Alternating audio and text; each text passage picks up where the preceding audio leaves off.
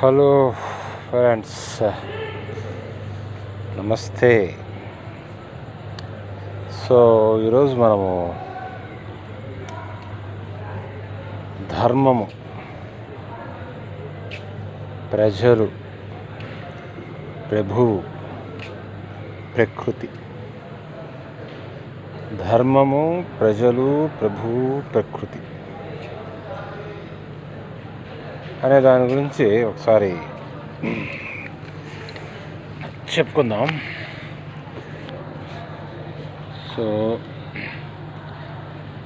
ధర్మముగా ప్రభువు పరిపాలించాలి, ధర్మముగా ప్రజలు తమ జీవనాన్ని కొనసాగించాలి.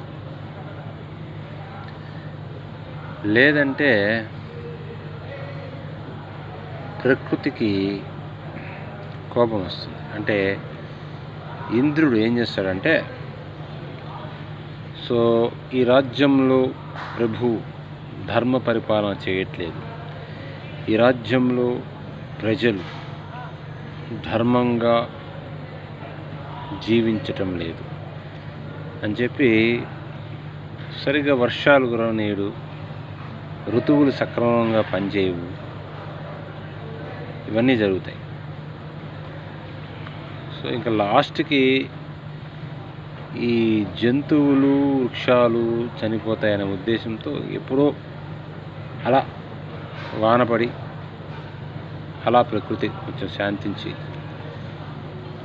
వాటిని కాపాడితే తప్పితే